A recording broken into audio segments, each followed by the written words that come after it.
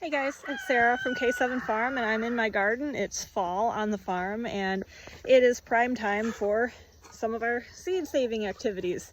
And I thought that I would talk to you a little bit about seed saving and some of the basics so that you can get started with this next year if that's something that interests you. Now I find for me, it makes it easy to plan my garden because I know exactly what kind of seed that I have.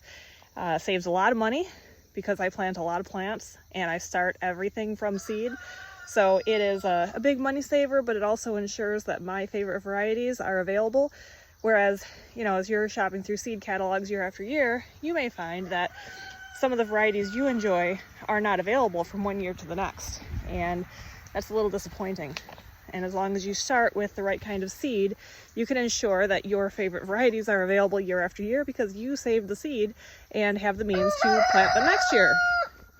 Now, seed saving is actually something that you start early in the season when you're planting your garden, when you're ordering your seeds, because the only way that you can ensure that you grow the same thing that you like and that has the same taste and characteristics is by starting with the right kind of seed. So that means that you need open pollinated or heirloom seed. You don't want to start with hybrid seed. And believe it or not, sometimes it's difficult to tell what's what. But I'm going to dispel two myths for you right now. Number one is that organic seeds are always heirloom or open pollinated. That is not true. You can have hybrid organic seeds. Also, just because a seed company says that their seeds are non-GMO does not mean that they are good for seed saving, because most, all, as far as I know, GMO seeds are not available to the home gardener. So seed companies usually use that as just a tool to reassure you that you're not buying GMO seeds, because there's a lot of rumors flying around and people are afraid of GMO seeds. They don't want to grow it in their garden. So of course the seed companies are going to let you know, hey, we're GMO free, we don't sell that here. But that doesn't mean that all of their seeds are able to be used. If you use a hybrid seed, it's going to produce well. A lot of the major companies that grow vegetables, they use hybrid seed because they have been bred to be reliable, to be productive, but they really suck for those of us who want to save seed. Just to clarify, they suck because we can't save hybrid seed and expect the same characteristics to grow in the following plant because they are a crossbred, they're not a purebred. Sometimes seed packets are a little bit confusing to decipher, to be able to determine whether it is an open pollinated variety or not. Usually on the seed pack, if it doesn't say it's a hybrid, somewhere around the name of the variety will have F1.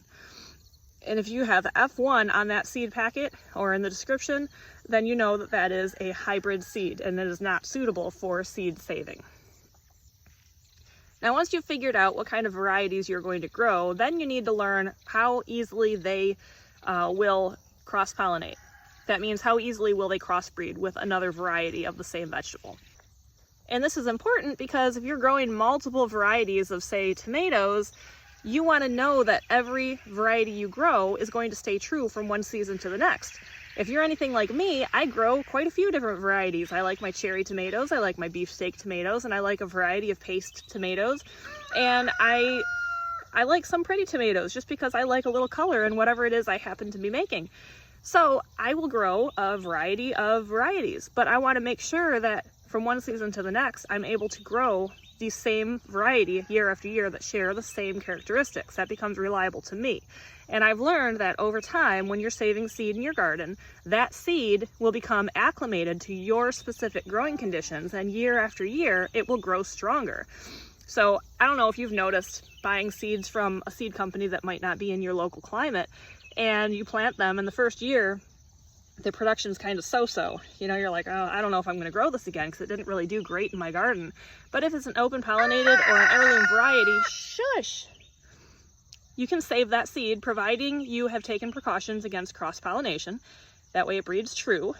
You can save that seed, plant it the next year, and then you're going to notice, as I did with several of my different varieties of tomatoes, is that the production changes year after year and they grow to work best in your garden conditions. One year I started growing striped Roman tomatoes as a paste tomato, a really pretty paste tomato, And the first year I grew it, it turned out to be like these wimpy plants. And yeah, it did produce a little bit and it was nice and the tomatoes had good flavor, but it just wasn't what I was looking for. But you know, I was like, I'll save seed and I'll just see how it does the next year. So the next year I grew it and it surprised the heck out of me. Now it's one of my biggest producers in my garden. I also grow Roma and Amish paste, and altogether they do great. And I love the striped Roman. They're very pretty. They produce very big tomatoes and they're mostly meat, very little seeds. And that's the pattern that I have noticed when it comes to saving seed and allowing them to grow and acclimate in your garden from one season to the next.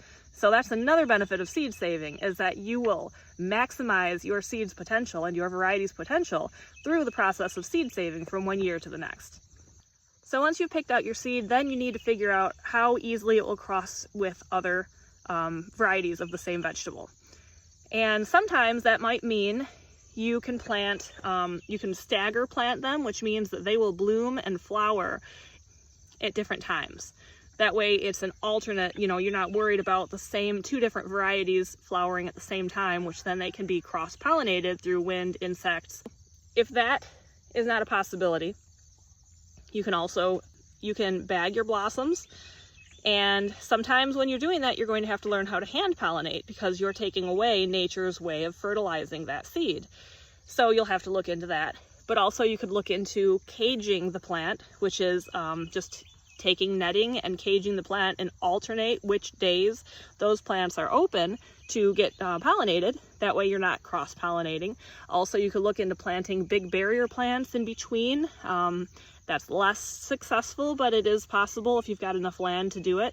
You'd plant something big in between different varieties, or you can just do by distance. If you have a lot of room on your property, keeping in mind some vegetables need to be, the varieties need to be separated by miles, sometimes several hundred feet, in order to consider them safe to not cross-pollinate. But if you have the room in your garden, you can plant one variety of peppers on one side, plant the other variety somewhere else on your property so that they're not close enough to have the pollen carried from one variety to the next. Now, for a while, I was seed saving for one of the big seed companies, and we have 15 acres out here, but I had tomatoes, the ones that I was growing for seed, way out isolated in a far off section of my property just to make sure that they didn't cross-pollinate, because there was no way I was going to be able to cage or bag all of those blossoms for the amount of seed that I had to save. So it's doable to do just by distance and not need to worry about any other means, as long as you have enough space between varieties so that the cross-pollination can't occur. All right, so you've picked out your seed, you've figured out how you need to keep it from cross-pollinating. Now you need to figure out how many do you want to grow. Throughout the seed saving process and the plant growing process, you're going to want to get rid of anything that doesn't grow true. So you're going to want to plant enough, number one, to have enough for genetic diversity. You don't want to bottleneck your variety. But also, as the growing season progresses, you're going to be watching those plants that you plan to save seed from, and you're going to want to pull up the ones that are diseased, are stressed, or are not growing the way they're supposed to. Even if they look healthy, but they share different characteristics than the plants are supposed to, it's going to affect the final product. You're going to want to get rid of that plant.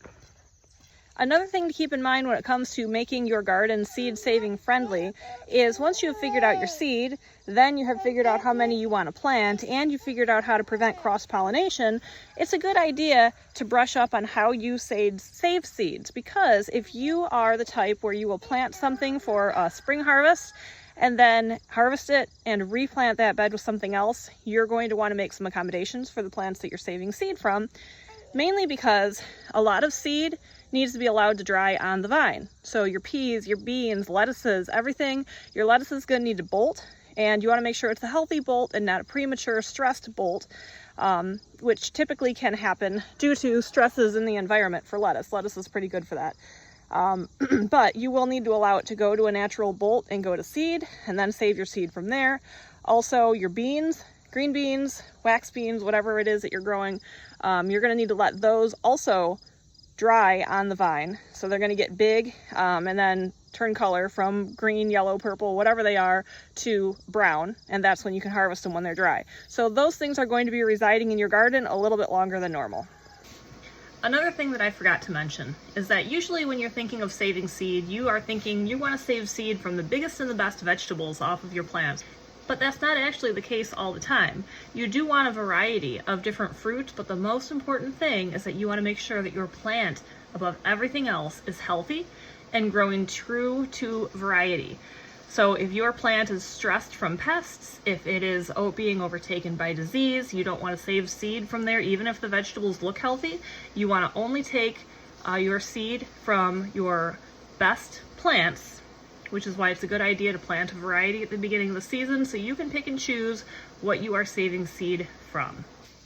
Hopefully this has given you some food for thought as far as saving seed and planning your garden for next year so that you can partake in the whole seed saving adventures.